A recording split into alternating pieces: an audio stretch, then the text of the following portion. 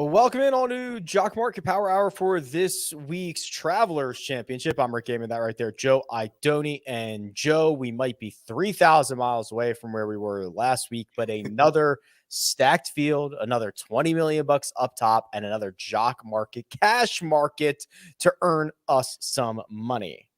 No rest for the wicked, man. The boys are right back at it this week. What's up, Tyler? What's up, everyone in the chat? Good to see you guys again. Good to be here with you, Rick, at 8:15 every Wednesday. The one constant in the golf world that we can always count on is a Jock Market IPO closing around 9, and we'll be right here to cover it for you.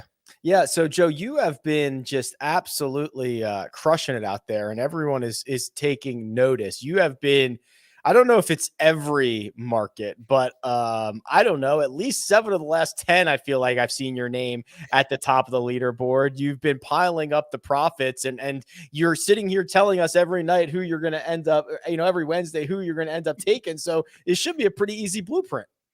Yeah, it should be a pretty easy blueprint. Make sure to follow along, although it does not always work out that way, but have had a fortunate couple weeks. I mean, last week, like, what's beautiful about it is, like, as heartbroken as I was last week with an outright ticket on Rory, and it always felt like it was on his fingertips for about the last 16 holes.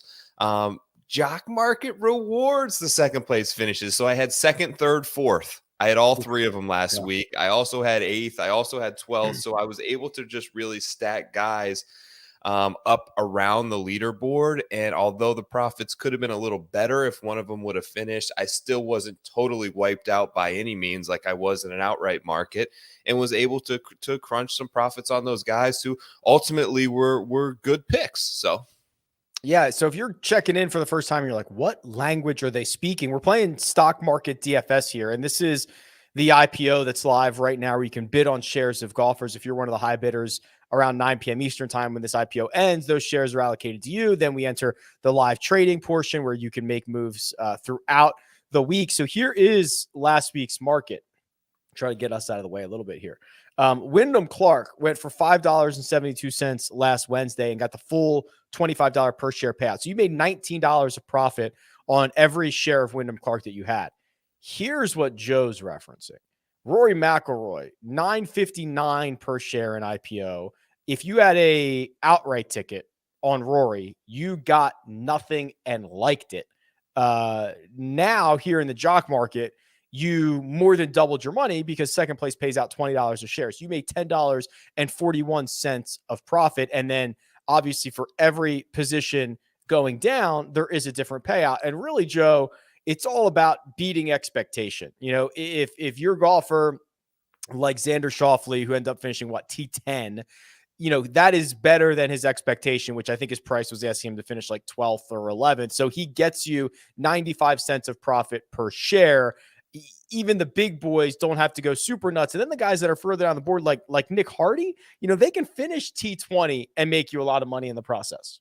absolutely, those guys, we see some of the biggest ROIs week after week in that sort of $2, $3, $4 range. But it's just expectation, exactly like you nailed it. Like the expectation for Scotty Scheffler last week, the number 1 player in the world, the number 1 player on the odds boards, was roughly to finish 9th or better last week. He's been able to do that so successfully. His average IPO over the last 10 markets is $11.47, which I believe in any 10 market span is the highest that you will see. And I dug through a good majority of the data the other day, and that's up there, $11.47 per event over the last 10. And he's averaging you almost 70% profit per event. So you can just keep playing Scotty, rolling it over week after week. And as he's seemingly been able to do ungodly things by hitting the ball in the air, he struggled hitting the ball on the ground.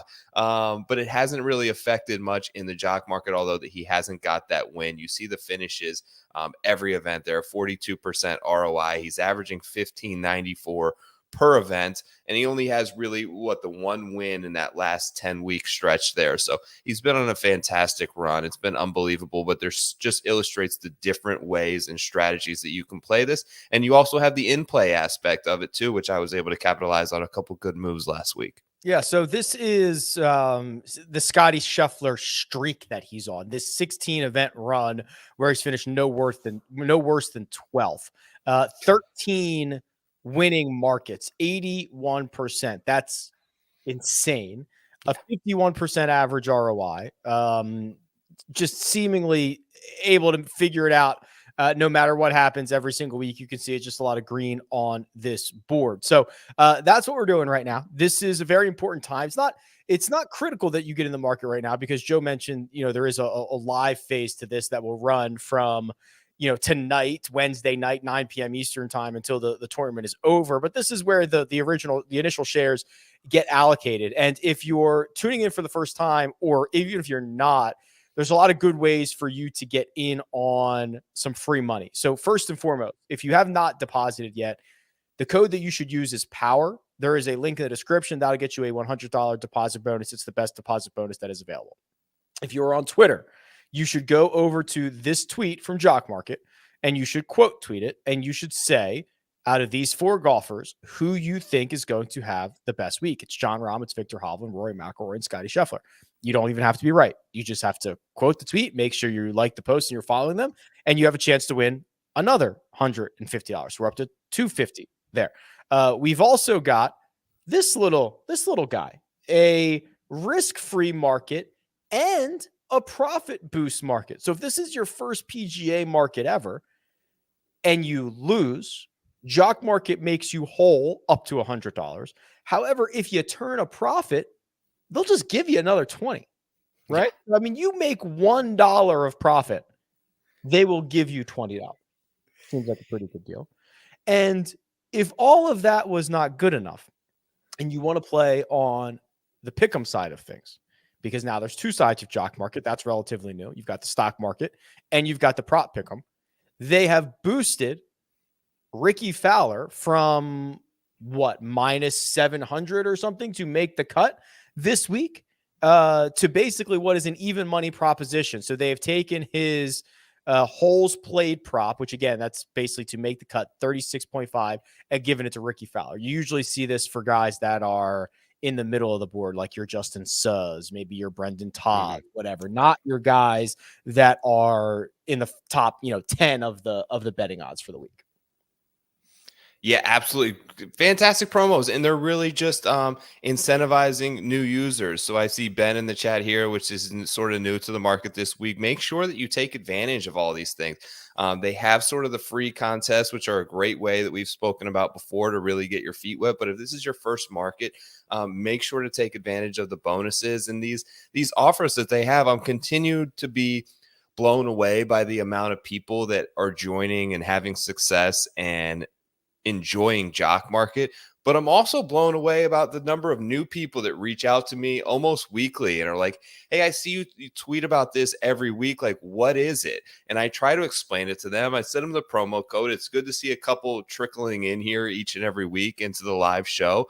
But yeah, there's just so many incentives as a new user to sort of get you started and get that bankroll established. And then week after week from there on out, it's just about building it, slow process, but just continuing to churn out a little bit of a profit each week until you've capitalized and have a nice, decent bankroll. And you can maybe even cash some out.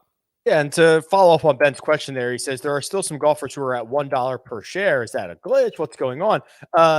Give it time, Ben, right? A lot of the bidding here comes in late, last 15 minutes or so. Those guys are going to be on the move. Everybody's price is coming up. So it's a mad dash at the end. So get yourself ready, Ben, for the rush at the end of this. Joe, let's turn our attention a little bit to Cromwell, Connecticut. It is sometimes difficult to refocus the week after a major championship. However, it's a lot easier to do that when you get a really good field at a well-run tournament on a cool, unique golf course like TPC River Highlands. So how can we just kind of reassess and readjust for what we're looking for this week? Yeah, I think some of the difficulty that we maybe as fans or content creators or whatever you want to call it have in coming into this week elevated event, albeit after the week of a major championship, I think the players experience that a little bit too. It has to be. You mentioned the cross country flight. You mentioned maybe the lack of preparation for some of the guys, is particularly ones that were deep into contention over the weekend, playing late rounds into 6, 7 p.m. at night over there on the West Coast. So it'll be interesting. You know, the first two events out of a major championship, I believe we've seen Griot and Fitzpatrick win those roughly in the middle of the odds board. So certainly not a ton of data to lean on thus far, but we've seen it come from the middle of the board. So I wouldn't really expect anything different this week. And this is really an event that I find it hard to pinpoint a particular stat. And I would lean a little bit and ask you if you have any further details on it. But for me, it's just like, you have to do everything a little bit well. And that's kind of a cheap way of backing out of what leads to success here. But I look at the last two winners and a guy like Harris English and Xander, and I ask you, like, what is their prevailing stat that they do amazing? And I would say it's a little bit of everything. They do everything pretty well. Yeah, a little bit of everything. And I would even reframe it and say that TPC River Highlands gives you options. So you can, it's not even that you almost have to be well rounded. It's obviously handy, but you can play to your own strengths. I think I've said it before this week. You know, there are going to be guys who hit driver everywhere. There's going to be guys who hit driver nowhere. And both of those guys are in play this week, right? There's just a lot of different ways to get it done. So it ends up giving you a pretty eclectic and diverse leaderboard. The other thing is the thing that stands out immediately is that it's 6,850 yards on the scorecard, and distance is not necessarily a prerequisite for success like it is a lot of other places on the PGA Tour schedule, including maybe even last week, right? So kind of a big adjustment going from a George Thomas West Coast LACC to a Pete Dye, you know, East Coast Northeast Travelers Championship. It's pretty jarring. So before we jump full into the board itself and the pricing, let's at least pick off a couple of names here, Joe, and play a little bit of bullish or bearish. So this is where we name 4 individual golfers and we decide whether we are bullish or bearish on those golfers. And Joe, let's start tonight with a guy that you offered up, and it's Tom Kim. And I find him to be quite interesting. Just in the, I think past, present, and future, Tom Kim is incredibly interesting. He is rocking tonight with a pre-rank of 23rd. That's $5.82 per share. That would ask him to finish about 29th or better. Are you bullish or bearish on Tom Kim? Okay, so I'm a little bit torn because I do think that his price goes above that. I think overall, in terms of a general consensus and a public perception, I am more on the bearish side of Tom Kim this week. And there's a couple of reasons why. I think that he has, for a player that has seemingly got things headed in the right direction, he's still missing cuts. He's missed 3 of the last 7. I look at some of the tournaments, and I was one, and you know, we talked back in December, and I came out there and visited you, and we were also very high on Tom Kim, and it was like, you get Tom Kim on a short course under 7,200 yards, and he's going to be fantastic because he doesn't hit a long way off the tee, and he's a great iron player. That's where he got his win. But in 2023, it hasn't really bared out that way for me. Actually, some of his recent best ball striking weeks have been at the U.S. Open. They've been at Quail Hollow. They've been at Augusta National, these long golf courses. And you look at a couple places where you think you would have success, like the Heritage, like the Sony. He missed both those cuts. I'm a little bit worried that there's some instability, particularly in the short game of Tom Kim. And I think that he's a popular name that I've heard quite a bit this week come up, especially after a great weekend over there at LACC. So I'm probably going to end up being bearish. What about you? I think you're muted. Rookie move there. Yeah, I think that it is certainly price dependent, but I'm more bullish on him than you are. You know, this is one of those scenarios where like you said, I think for a while we thought, hey, there might be a lot of places Tom Kim can contend and play well at, even if they are not necessarily, like the longest places he might be boxed out of, but maybe not. And it hasn't played out that way, right? Like 2023 has not played out in the way that I think a lot of people thought it was going to play out for Tom Kim. But when you get to this specific spot where distance does not matter, he is showing some better signs on approach again, where he's gaining multiple strokes on approach. He was great at the US Open last week, maybe building a little bit of confidence. I would rather try to buy now than just blindly kind of take him at any other course. I think this is probably one of the better setups we can get for him.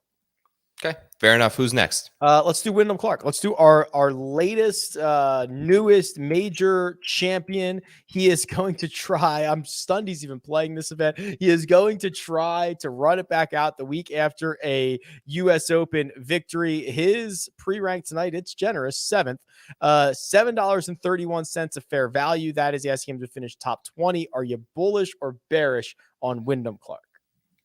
I have to go bearish, and I usually don't subscribe to this narrative, but in a situation where a guy has never finished in the top 50 in a major and goes out there on the West Coast and wins, and rightfully so, has certainly enjoyed himself and everything. Don't get me wrong. He played fantastic. He played great enough to finish in the top 6 of the U.S. Open. I thought his ability to get up and down, particularly on the weekend, was incredible. And I mean that in a good way. And I also mean, I think that there was a little bit of like golf gods involved on a couple of those shots. But he was amazing. Look, there's only, over the last 30 rounds, there's only 2 players in this field that are averaging 2.5 strokes gained per round that they play. One, of course, is Scotty Scheffler. The other is Wyndham Clark. So he's playing fantastic. For me, this is more so just a bet on a bad scheduling spot, and I'm surprised that he's here. So I will probably be bearish or just not play any at all. Yeah, listen, here's what happens. If he plays well this week, I will golf clap, hat tip, and be proud of him, but I will not be involved in it. And I think that when you get a career performance and then you go to a golf course, that is completely different, right? And one of Wyndham's strengths is how long and straight he is off the tee, which does not necessarily translate as well here as it did to LACC. And is he going to gain 7 strokes with the putter again? Probably not. So there is just some level of regression based on course fit and play. That does not even remotely bring into the fact that he was on Good Morning America and blah, blah, you know what I mean? Like, does not even bring any of that into consideration. So bearish on Wyndham Clark. I'll start here with the next one, and I'll just spoil it right now. I'm pretty bullish on Collin Morikawa.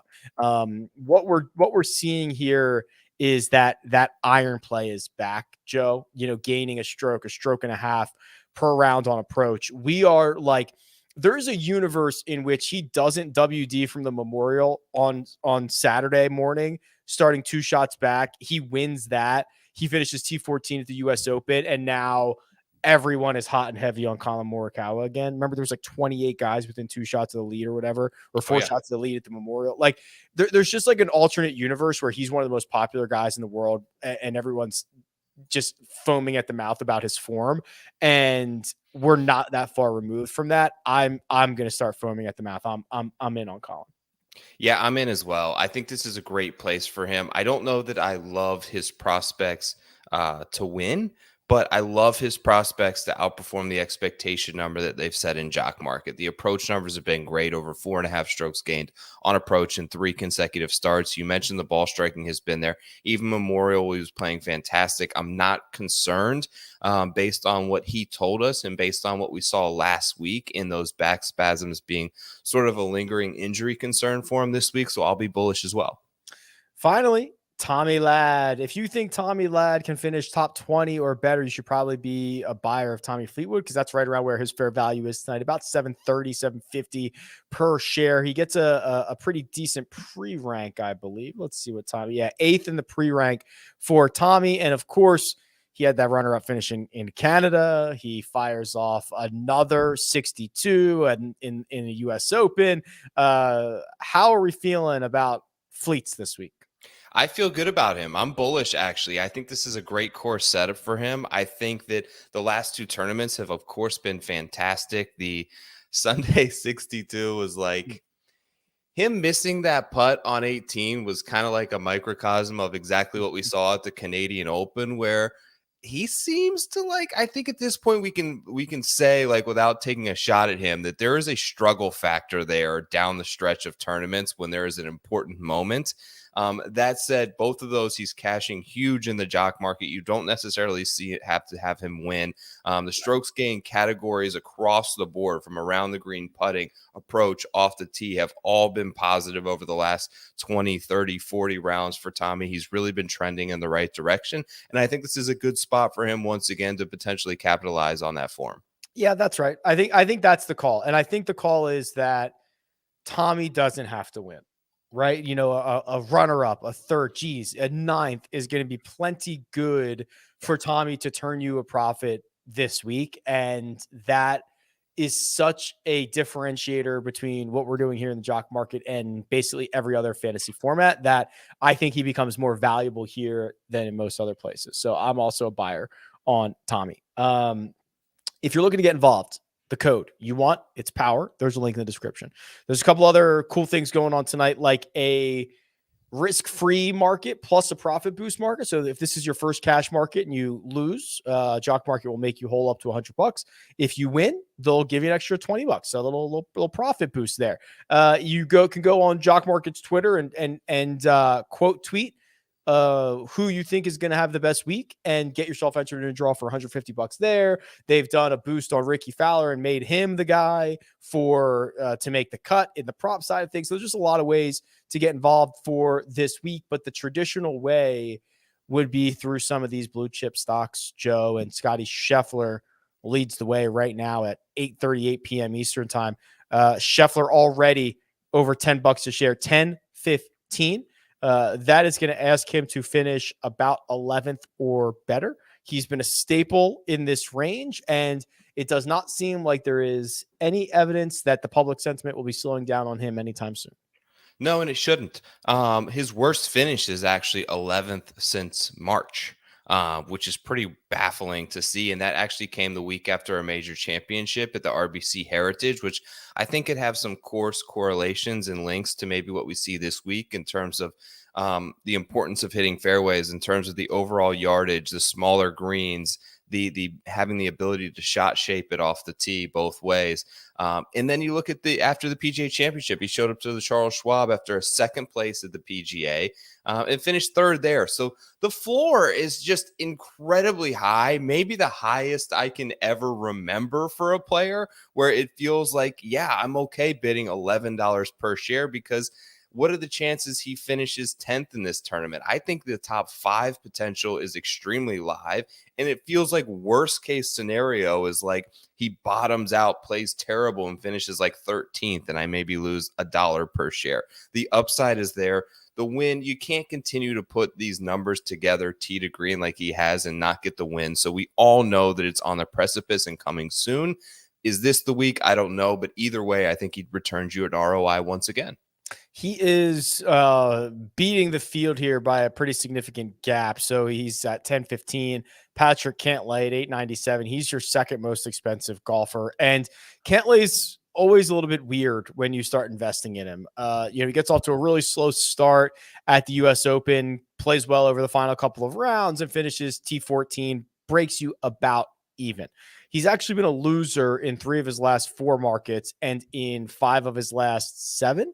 However, he is going back to a place at TPC River Highlands where he has got it figured out, Joe. It's like 4 or 5 straight top 15s in a row. So how do we get the most juice to squeeze out of this guy? It's interesting. He's probably not going to be a part of my portfolio, to be honest with you. I just see the public sentiment on him this week. I see the popularity on the number of betting cards and the people that are willing to play him at high ownership in other DFS formats. And I frankly have some concerns. I did not think he played very well at the U.S. Open, although he had a great Sunday. He had a typical Patrick Cantlay Wikipedia Sunday where he fires up the leaderboard and he ends up being 14th. And you look back on it in a few years and you're like, wow, he was never really a part of that tournament. In the Memorial, another place where he had fantastic course history and form, maybe better than anyone in the field besides one other player. And he was a letdown there. So he loves LACC. He's from the area. He had played it as much as anybody, and kind of a not a great performance there. Not great at the Memorial. This is another sticky spot for him where he's sort of like a course connoisseur, as I've been calling him this week. And it is kind of a place where we see guys have repeated success here. Where do you land on PC this week? I think that these event, I also do think there is something to him playing in major championships, and I would much rather invest here. I think, he is he's had a lot of success in the Northeast. He's had a lot of success in big events that are not major championships. He can win the Memorial, he can win playoff events, all that fun stuff. I think that he is fairly safe at this golf course. So when you're trying to build a portfolio, and I don't think there's a path to him missing the cut, if that makes sense, or at least not a big path to it. So I'm generally quite positive on Cantlay here. There's also about him. Say again. Let me ask you this about him. So the major championship struggles have been well documented, although I don't think it's a pressure thing for him, in my opinion, because I've seen him be ice cold down the closing stretch on Sundays. To me, it's less of a product of the pressure of major championship, and it's more of a product of the winning score, like the difficulty, the winning score of par being between 10 and even. He seems to struggle, but these tournaments, when you can get to 20 under par, seems to kind of be in his wheelhouse. Would you agree there? Or do you think it's more so like just the monkey on the back of majors? I'm just trying to go through like where he's had the most success. And that might make sense. That might be something. The idea that, you can just pile up as many birdies as you can. You can get hot with the flat stick. Maybe that's just a more comfortable place for him to be, as opposed to, constantly piling up bogeys, and maybe it's a patience thing. I don't know. I think it's an interesting subplot that I haven't thought about. Yeah, he's kind of an enigma right now as the number 4 player in the world, yet we don't really hear of him in majors, which is kind of like a weird scenario for him. So he's in a tough spot, but by all indications, he should be set up pretty well this week. So the next tier of golfers, and it's still early, and I'll refresh this. We got about 17 minutes to go. Victor Hovland, Rory McIlroy, Xander Schauffele, Colin Morikawa. I'll even throw John Rahm in the mix because we have talked about Colin here. Scotty Scheffler will be the number 1 golfer in this field. It won't be close. How this feels like the order of these guys and the price of these guys, Joe, will determine some of that profit that you can squeeze out of this board. How do we look at that next tier of golfer? And is there someone or someones that you're most interested in? I'm totally fine going to Rahm if he's underpriced, which he is currently. I doubt that stays. I'm pretty high on Victor this week. I love the fact that I don't think it was a strenuous U.S. Open for him, yet I do think it was a positive U.S. Open. Like, it wasn't like he played poorly. His wedge play has been unbelievably fantastic, from basically 125 to 175 yards. One of the better players in the entire field. You're going to have a ton of shots from that range this week, more than you see at basically any other tour stop.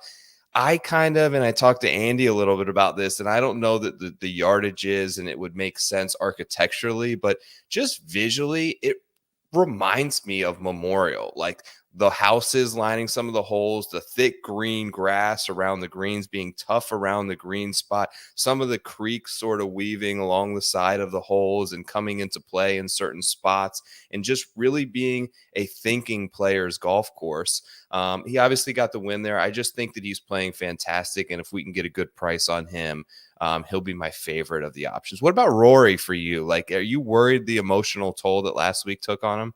I don't know. I mean, I was in his presser after, and I actually thought that was kind of more of an beat Rory than we had seen. It was weird. It never felt in the moment. It didn't feel like he lost that tournament.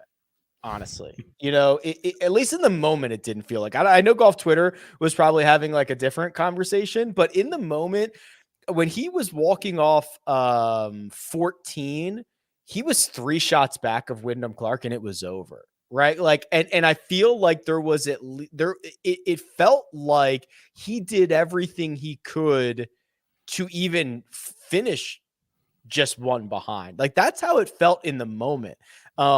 So I think there were more positive takeaways from last week than the Open Championship. Like, that total disaster, right? Where you are multiple shots clear and you make a bunch of pars, and you get lapped. Like, Wyndham Clark made a bunch of pars and won. Like, they both shot even par 70s on Sunday. Yep. Like, par, that was fine.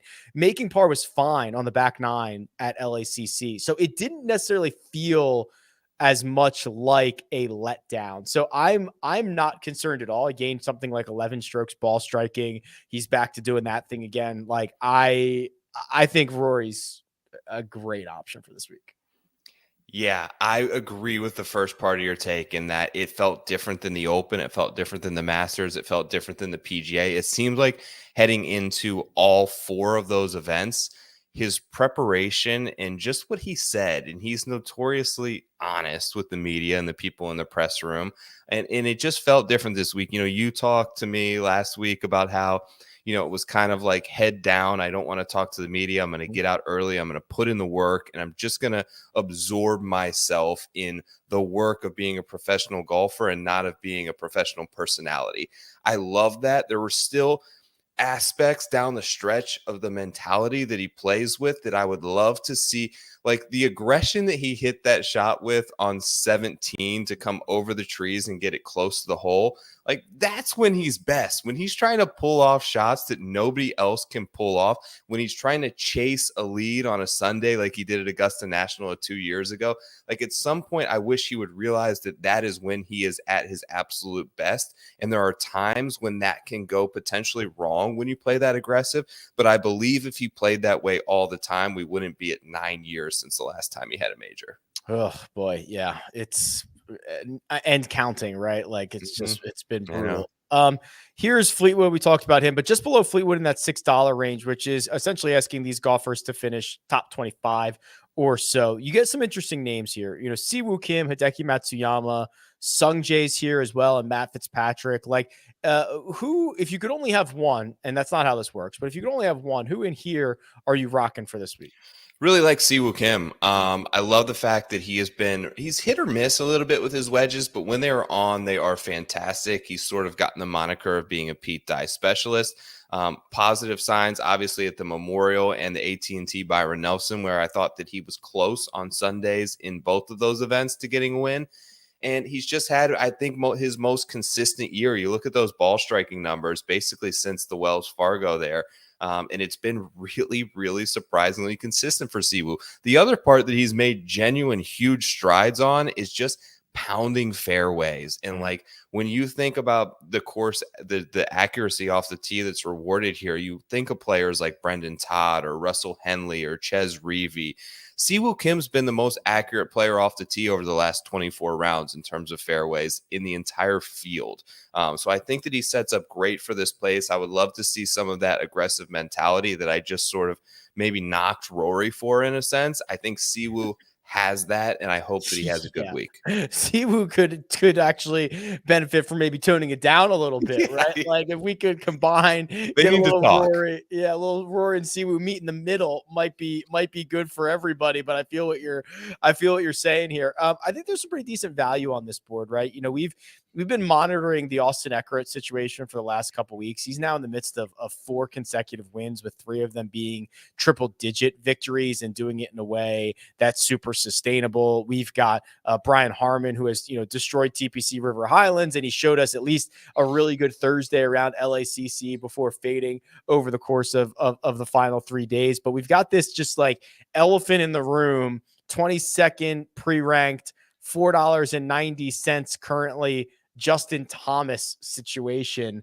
a loser in 3 straight, a loser in 5 of 6, and a guy who has been underperforming, I guess, since his PGA Championship win last year. He has. And to be honest, that win was a strange one where he just came from behind and it took another guy melting down. I don't know, and this is going to sound 4 months ago, this would sound like an absolutely crazy take, but I don't know that there is like a price for me for Justin Thomas this week. I can't see anything positive from the form, and I think the name recognition itself is going to lure people into that trap of taking him once again when you see him next to $4 or in the low 5 range. And I'm just not going to be there until I see some positive signs of turning it around. I put the tweet out earlier today. He's one of the worst ROI guys in the entire field over the last 10 or 20 starts or 5 starts, really however you slice it. And the problem with some of those other guys who are really bad in ROI is they're going for $2-3 a share. JT's going in the 7s. So he's losing you a lot of money right now, and I'm not going to sink any dollars into it this week. Yeah, so it's 24 cash markets since his PGA Championship win. That's what it is. And he is in this field the 4th, 5th, 6th, 7th most expensive IPO on average, and he is by far the biggest loser. Yes. And it's not even particularly close. I mean, most of these guys are returning 10, 20, 30% ROI positive returns. The losers, like, Colin Morikawa, who's also probably had a disappointing year, is basically a break-even player. Cam Young, who's had some bad slumps, has lost you 5%. Justin Thomas has lost you 27% on average. I mean, it is by far some of the worst stuff we have out here for the big boys. So pretty concerning indeed. We've got about 8 minutes to go. I'm going to get Joe out of here in just a second. So we're playing Stock Market DFS. The coach you're looking for to get involved is Power. You can go to Jock Market's Twitter account. There's a bunch of great promos and things running right now. Let's just real quick, Joe, open this up to basically everybody else. There are a lot of interesting names that you mentioned, like a Ches Reavie, $3.20 per share. You mentioned Emiliano Grillo earlier, $3.59 per share. I've been a believer in Eric Cole, $3.95 per share. Anybody else that you think might be worth a cheap flyer for tonight? Yeah, I'll give you 3 that I have favored, and I shouldn't give these away, but here they are. Adam Schenk, $3.20 right now, has been actually trending in the right direction. I think that course comparatively, the Valspar and the Colonial share some similarities to this place due to overall yardage and basically a ton of par 4s that play 400 to 450 yards. He's right there at 320.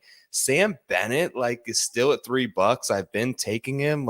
He hasn't been able to put together 4 full rounds, but I think that he's still sort of a bargain price on a guy that his biggest strength, I think, is accuracy off the tee. And this is a place that absolutely rewards that. And lastly, I don't mind a little discount on my boy Svensson this week. I know he's had a couple of weak events, but 6,800 yards absolutely plays into his wheelhouse and the strength of his game. And I think it could be a nice little buy low spot on him.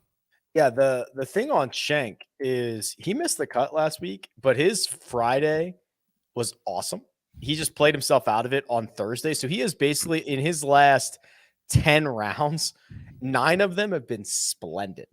Runner-up finish, T7 at the Memorial, and then the great Friday at the U.S. Open. It was just the Thursday at the U.S. Open that was not good. So you're talking about a very cheap golfer who is playing top-notch golf for 90% of his last 10 rounds.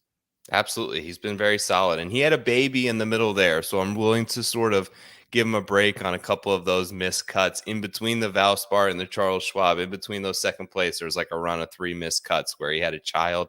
And I know that feeling, a lack of sleep, and it sort of rattles your entire world. So he's back on track now. Yeah, he's cashing into baby swag at the moment. All right, Joe, get out of here. Go do your thing. Buddy. We've got 5 minutes left in this market. Joe is going to go put his bids in. We're going to rendezvous with him and see if he put together another winning portfolio. And I will take you the rest of the way here, and we'll check in on the top of the board with the updated numbers. And it's Scotty Scheffler continuing to lead the way at $10.65 per share.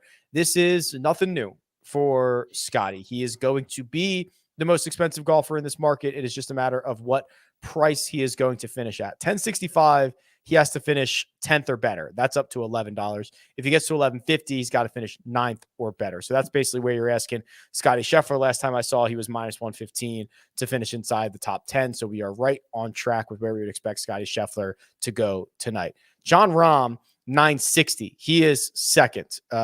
Small return, small profit at the U.S. Open. 2 losses prior to that, the Memorial and the PGA Championship, but very likely that he is the second most expensive golfer tonight. Then it's kind of a question mark. Is it going to be Rory McIlroy? Is it going to be Patrick Cantlay? Rory obviously coming off of another great finish, yet when you're Rory McIlroy, he doesn't care about a runner-up finish. Patrick Cantlay, however, $9.26. This is a place that he's dominated. And Patrick Cantlay has these places. And when we get these places, he is usually pretty expensive, just like he was at the Memorial a couple of starts ago. He was $11.05 at the Memorial, $9.26 this time around. Haven't uttered a word about our defending champion, Xander Schauffele, $8.50 per share. That's going to ask Xander to finish 16th or better. Gets out like a bandit, 62 on Thursday around LACC. Fades a little bit on the weekend, but $8.50 for Xander, our defending champ, who's playing pretty great golf, feels a bit light to me. He and Victor Hovland are in that mid-8, and then there's pretty much a gap here. So Colin, Tony Finau, Tommy Fleetwood are right behind with Russell Henley, another guy we haven't talked about, but there seems to be a lot of positive sentiment for, and no surprise. This is the most expensive he has been since the Sony Open. He has been a winner in 6 of his last 7 cash markets. He's been phenomenal. Now you go to a golf course that should not beat him up over his lack of distance, and you realize it makes sense that Russell Henley is getting popular tonight, though he is stuck with a little bit of a sour pre-rank. I think it said he was 27th, which is not very good. Speaking of pre-rank, here are your top 10 golfers, and just like that, Scotty Scheffler is on the move, $11.95. Will he get to $12? $12 would ask Scotty to finish 8th or better. So we're getting pretty up to the top of the board here. Jon Rahm, $10.05, no surprise. Wyndham Clark, look at this. If you want to buy on our brand new U.S. Open champion, he is the cheapest top 10 golfer that you can get, $6 per share. That would ask him to finish 28th. I'll tell you what, I don't think he's going to win this thing, but can he put together a top 28? Because that's what you're asking for out of him this week at $6 per share. The rest of the top 10, Tommy Fleetwood, $720, Matt Fitzpatrick, $667, and Tony Finau at $725. Tony Finau's been a little bit weird, right? This is certainly skewing on the cheaper end of things. Basically the second cheapest he's been since the Players Championship. Maybe not much momentum from Finau, who's been a loser in 4 consecutive markets, and the market is not rewarding him with many bids here tonight. Lots of question marks around Max Homa. Coming off the miscut at a pretty ugly one at the U.S. Open. He's sitting right at his fair value, which is $6.34 per share. That is asking him to finish 26th or better. Already 8:59 p.m. Eastern time. So we might see this thing close pretty quickly here. I'm going to try to steal one more refresh and see if I can find it. But let's see. Oh, I think we're done. Yep. Shut it down, buddy. There you go. Just like that. I went for the refresh and my numbers went away, which tells me that we are done. Wow. That was pretty cool. Yeah, that was a quick one. Scotty was bearing down on $12. I didn't see if he got there or not. We'll check in a second. I think he did, but yeah, it's going to be close. He was bearing down on it. Absolutely right. Let me just see if I have the final numbers here. Well, I could do it this way too. Ooh, he got there. Did he? Yeah, exactly $12. Okay, so we'll review that in a second. But Joe has been scorching hot. Why don't you tell us who ended up in your portfolio again this week? You got it at the top. Xander and Victor Hovland were my 2 guys. I had a lot of shares for what it's worth of Colin Morikawa that I missed out on at the very end, but happy with getting those 2. Tommy Fleetwood, who I spoke about in Bullish or Bearish, I have shares of at 728. 645 Hideki Matsuyama, who we didn't really speak about, but has been in just very much righted the ship in terms of the iron play from what I've seen. Denny McCarthy, we didn't talk about my guy either, but he's been printing money. I think 66% ROI over the last 10. I'm going to continue to ride the Denny dirt train. Harris English was a great performer for me last week, coming back to a spot where he won 2 years ago and in good form, under $5 this week in terms of Jock Market, which was a little surprising. And then 3 guys sort of in the bottom, cheap penny range: Svensson, Neesmith, Sam Stevens. Those are my 9 guys this week. Drop your guys in your portfolio in the chat. We always love to see those. Yeah, Xander, Victor, Fleetwood, Hideki, Denny, Harris English, Adam Svensson, Matt Neesmith, Sam Stevens for Mr. Tour Picks. And then I saw that JG Funk got Rory, Fitzpatrick, Denny, Lowry, Eric Cole, Emiliano Grillo, Ben Griffin, and Vincent Norman. Very cool. Thank you for sharing, JG Funk. Here is the final pricing. Scotty went for 12 even, which is right in the realm that we have seen for the past, handful of starts here. 12th is 8th or better. I don't know. I'm out of words, Joe. I'm sure he'll turn you a profit because that's all he does. Yep, same here. I want to say something like maybe this isn't a week to play him, but as you said, I'm certain that he's going to finish like 6th or better. So yeah, it's just like he's gonna stink. He'll finish T5 and he'll make you money, no problem there. John Rahm 1005. So Rahm is always so interesting to me. He is capable of having some bad weeks, but when he's on, you're like, oh yeah, right. He's like one of the best players in the world. And he can scorch this place. So 1005 gives him a little bit more wiggle room. That gives him, let's just call it 12th or better. 12th would break him even. Anything better than that, he'd be a winner. Yeah, absolutely. And that is lower than the price that we've seen him in the last 4 markets that he's played, and was a decent, like, sort of backdoor top 10 at the U.S. Open with some positive form. So, yeah, I don't mind Rahm at just above $10 at all. I know that most markets have Cantlay, maybe 11-1 with John Rahm. I know he's got the history around this place. There is just no planet that Patrick Cantlay is better than Rory McIlroy. And there's just no planet that I think he should be more expensive than him. I agree with you. That's what happens. I agree. Yep. Especially with the way Rory's playing right now. He's slowly figured out all the deficiencies, like the off the tee stuff at Oak Hill that he really struggled with was so, like, off the tee. I don't know that I've seen a more impressive performance than I saw last week. The wedge play still could use a little bit of cleaning up, but he's putting together the pieces to get himself back on top. It was sick. He was hitting shots that are not human out there. The other thing I had about, Rory's got 4 straight top 9s, but nobody cares because there's no wins. Like that's the thing with Rory. Yet Patrick Cantlay could have the same or way worse results coming in, which, by the way, he does. And we act like this is the greatest thing since sliced bread. Yeah, we act like he's trending, right? Right. It's stupid. I don't mind this on Xander. $9 per share. I mean, listen, you flip those rounds around last week and he starts slow and then he finishes with a 62 and he'd be $10.50 this week. Absolutely agree. As defending champion, you flip those rounds and he would absolutely be more popular. A couple of, I don't think he played bad. It was just like some bad decisions, which I always question with Xander in terms of some of the decision making that got him into trouble. Like the situation in the bunker basically ejected him from the tournament. Were you there? I was across the fairway. That's what I thought. I was parallel to him on the right side of the fairway. What was so frustrating, Rick, is that it's not like he fatted it or like he hit the shot he was trying to hit twice in a row. You just have the wrong club in your hands. So after the first one, he went to Austin Kaiser and I was like, okay, he's getting a different club. All Austin did was wipe it off and he went right back in 5 seconds and hit and tried it again 5 seconds. And I was like, oh my God, that happened so fast. And he tried to hit the same exact club and he did the same exact thing.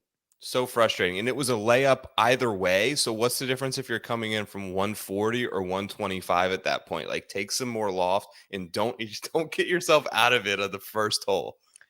Frustrating. Unbelievable. Well, I want to show you a couple more guys before we get out of here. So Wyndham Clark went for 616. So Wyndham Clark at 616 is 27th or better. I have zero investments in Wyndham Clark this week. I am just very interested. There's a couple guys that have my attention, right? What is Wyndham Clark going to do? What is Tom Kim going to do? What is Justin Thomas going to do? What is Max Homa going to do? Those four, I don't have much investment in those guys, but they're ones that are favorited, top of my list of just what is this guy going to do this week? Yeah, so another one I would throw in there. So you have Homa and JT, which have really just slid. Like, are people really that low on Matt Fitzpatrick where he's kind of getting into that bundle now? Like, I've seen him at 40-1.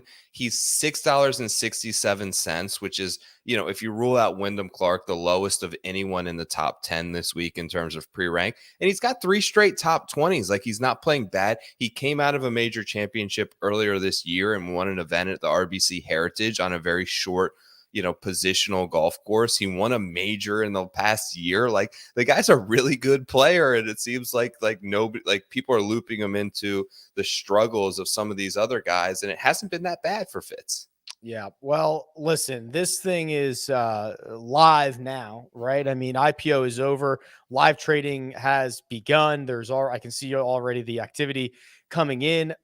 If you want to get involved, still plenty of time to do it. The code is POWER. There is a link in the description that'll get you a deposit bonus. They're doing a bunch of great stuff on social. So follow Jock Market on Twitter and make sure you're getting access to all those benefits as well. But Joe, it's going to be another good one, man. And bright and early, because we're back on the East Coast.